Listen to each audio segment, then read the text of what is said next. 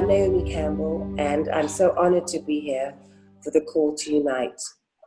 And in the spirit of uniting, I'd like to introduce you to some young leaders from the great continent of Africa. Hello, guys. Would you like to introduce yourself to everyone? Sure. My name is Sophonias Neguse. I am from Ethiopia, but I'm currently in South Africa. I am part of the founding class of ALU, so currently an alumni, and I'm doing good, surviving in these tough times. My name is Rudo Gumbo, and I am from South Africa, and I'm part of the 2019 incoming class. And my name is Hope Mutua. I'm from Kenya, and I just graduated as a second class from the African Leadership University. That's wonderful. So this is called the Call to Unite. What does the Call to Unite mean to you, Hope?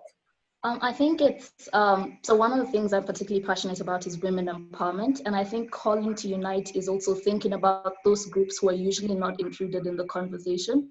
So in this case, women, young women, and as Soph mentioned, people who might not have access to internet. So how can we also include them in the conversation, include them in the solutions as we unite together to battle this pandemic?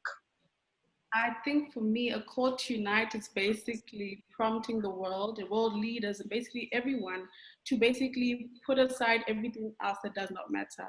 It's time to realize that health is wealth and that humanity is more important than anything else. So I think this is a beautiful initiative for us to basically come and encourage and support one another to do better for one another.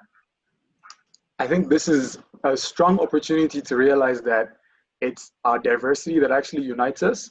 So you take what Corona has done, it's shown us that at the end of the day, we're all similar, right? So no one can hide behind any veil currently. And so this is a great opportunity to then say, despite all the different things that make us unique, we have challenges that affect all of us as human beings at different levels, and we should unite to become stronger for the next ones that come after these. There's no borders anymore. We are all, there is no borders. We really are all one in the same situation. And I do believe staying in positive mind, embracing this, trying to adapt, because I do believe adapting is the only thing you can do in the most positive way, because there is going to be a new way of life. And that's just the way it is. So I am so pleased to speak to you and to know about you and your journeys. Is there any last words you'd like to say or any questions you'd like to ask? Speaking of positivity, I guess I have a question, because we tend to hear quite a lot about the negative impacts that have come from this pandemic, but there's quite a few positives. Global carbon emissions have dropped.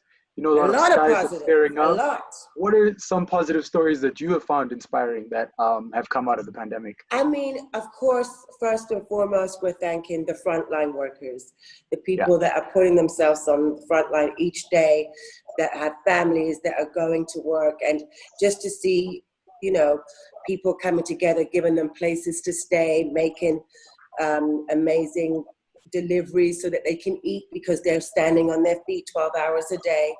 Yeah. I mean, the tremendous efforts and seeing people come together without being able to come together is incredible. There's so much that you can do. And each day I'm just amazed by something. There's a wonderful man that had 5 masks. He used one for each of his family. He had one left. He sent it to Governor Cuomo. Just these acts of kindness. I really do hope that our world will stay in this compassionate state. There is a big lesson to be learned from what we're going through. And we need to stay in this compassionate way of being with each other. I felt like it was going too fast, the world, too much pollution, too much access, too much waste in all genres of business. And quite frankly, I'm very grateful.